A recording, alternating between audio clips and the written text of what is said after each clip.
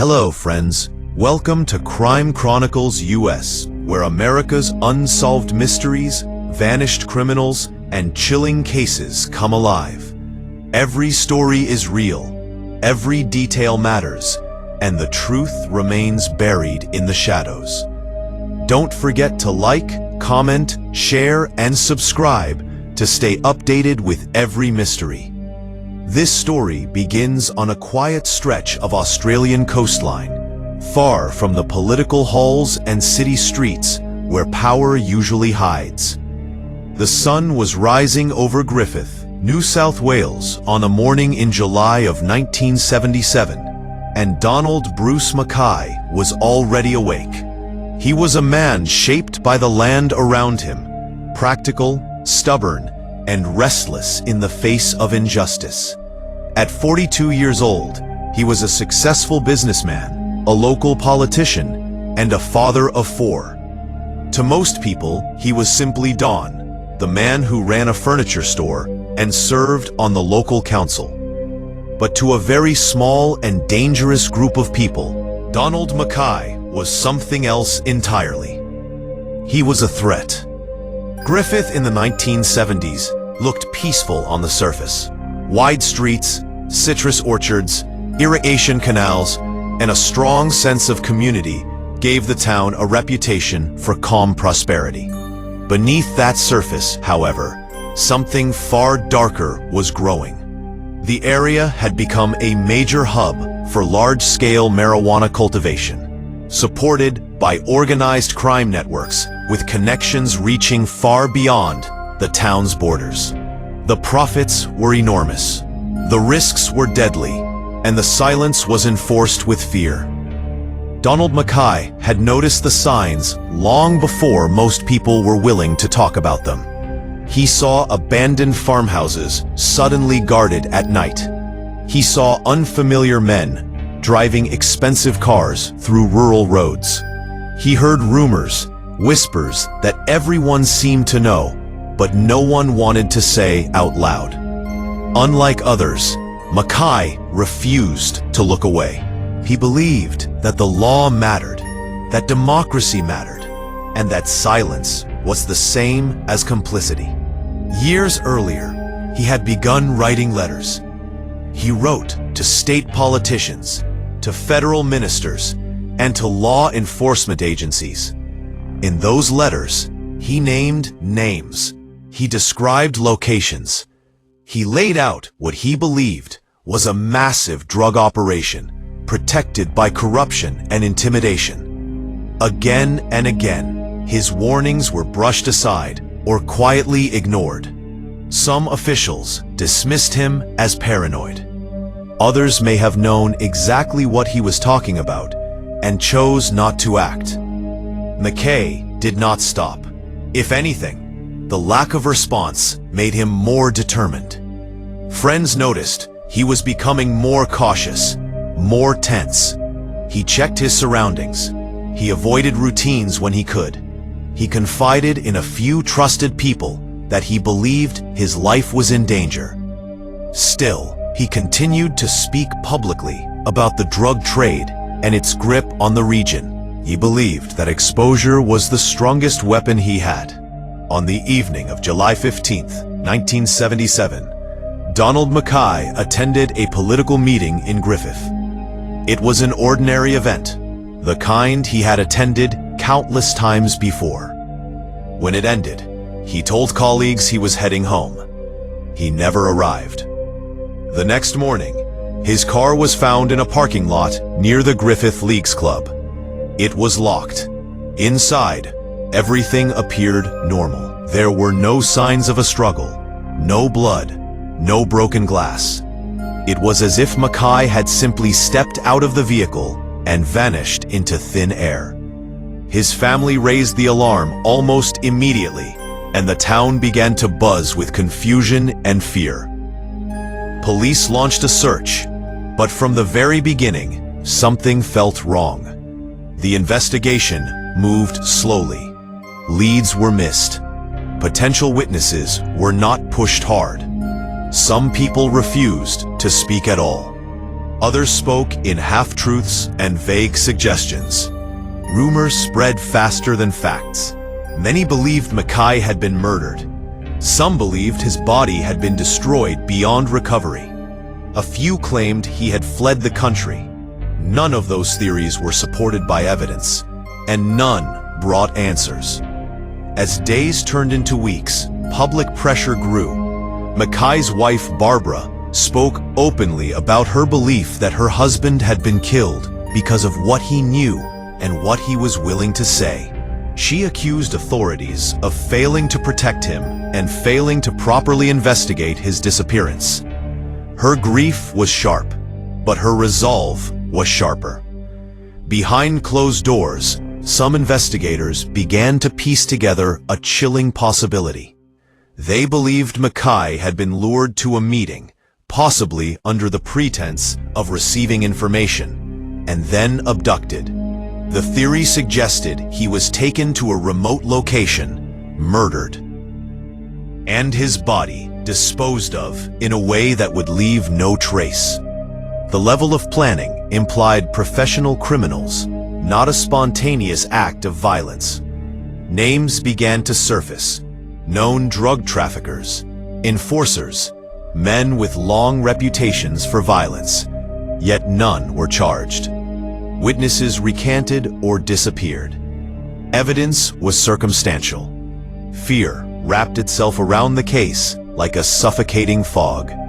For the people of Griffith, the disappearance became an open wound. Some felt guilt for not standing beside Mackay when he was alive. Others felt anger toward him for stirring trouble that had brought unwanted attention. Many simply felt afraid. If a man as visible as Donald Mackay could vanish without a trace, what did that mean for everyone else? As months passed, the case drew national attention. Journalists began asking the questions police had not answered. Politicians were forced to respond publicly. The idea that organized crime could operate so openly and eliminate a political figure without consequence shook public confidence. Mackay became a symbol, not just of one crime, but of a system that had failed.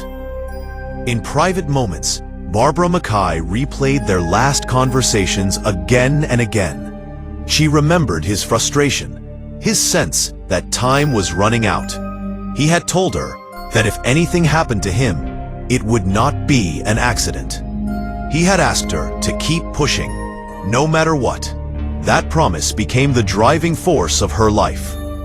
Years later, a royal commission would finally examine the drug trade in Griffith and the broader failures that allowed it to flourish. The findings confirmed much of what Donald Mackay had warned about: corruption, intimidation, criminal networks operating with near impunity. The commission named individuals, exposed systems, and changed the way Australia approached organized crime. But it did not bring Mackay back, and it did not reveal where his body lay. The disappearance of Donald Mackay remains one of the most haunting unsolved cases in Australian history. It is a story of courage and consequence, of a man who chose to speak when silence was safer. His absence still echoes through the town he tried to protect, and through a nation forced to confront how easily justice can be buried. By the late 1970s, Donald Mackay was no longer just a missing person. He had become a symbol of everything that could go wrong when crime, fear, and power fused together. While his family lived in a state of suspended grief, the machinery of government moved slowly, almost reluctantly, toward the truth. As public pressure mounted, authorities could no longer ignore the implications of Mackay's disappearance. Too many journalists were asking the same questions. Too many documents were surfacing. Too many people, emboldened by outrage and time, were beginning to talk. What had once been dismissed as rumor was now being examined as fact. Period P. Investigators began revisiting Mackay's letters. Page after page revealed how detailed his warnings had been. He had described the scale of the drug operations, the locations of plantations, and even the social circles that protected them. It became painfully clear that his disappearance was not random. It was targeted, intentional, final. Period. Witnesses slowly emerged, often anonymously. Some claimed they had seen McKay speaking with unfamiliar men on the night he vanished. Others spoke of screams heard in remote areas. A few said they had been approached beforehand and warned not to associate with him. These accounts painted a picture of a town living under quiet terror, where knowing too much could get you killed. Despite this, arrests remained elusive. The criminal networks involved were careful, disciplined, and insulated. They understood that a body creates evidence, and evidence creates consequences. If McKay had been killed, it was done in a way designed to erase him completely.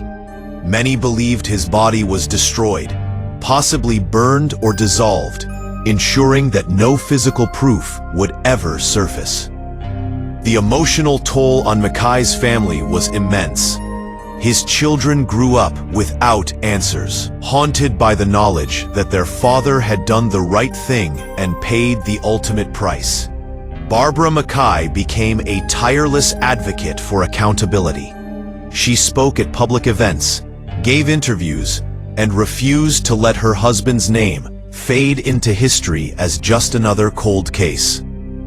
In the early 1980s, the truth began to break through in fragments. A royal commission was established to investigate drug trafficking in the Griffith region and beyond. What it uncovered shocked the nation. The scale of the operations was massive. Millions of dollars flowed through organized crime groups. Law enforcement failures were widespread. Corruption, while difficult to prove directly, hovered over the findings like an accusation no one could fully deny. The commission confirmed what Donald McKay had known all along. He had been right. His information had been accurate. His fears had been justified, and his disappearance was almost certainly a murder carried out to protect criminal interests. Still, no one was convicted for his death. For many Australians, this was the most disturbing part.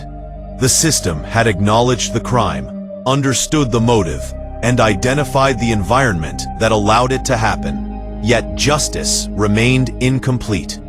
McKay's case became a turning point, leading to stronger laws, better coordination between agencies, and a renewed focus on organized crime. His legacy reshaped policy, even as his fate remained unknown. In Griffith, life eventually returned to a version of normal, but the memory never left. Older residents still speak of the fear that settled over the town in 1977. Younger generations learn about McKay as a cautionary tale, a reminder of how fragile safety can be when silence is enforced. Donald McKay did not disappear because he was careless. He disappeared because he believed that one voice could make a difference. In many ways, it did. His courage exposed a criminal underworld and forced a nation to confront uncomfortable truths. But the cost was irreversible. There is no grave to visit, no final moment to mourn. Only an empty space where a man once stood, and a question that still lingers decades later. What happens to a society when doing the right thing becomes the most dangerous choice of all? That question is the true ending of the story of Donald McKay. So friends, if you enjoyed this video, then don't forget to like, comment, share, and subscribe to Crime Chronicles US for more chilling unsolved mysteries from across America. Stay curious, and we'll see you in the next story.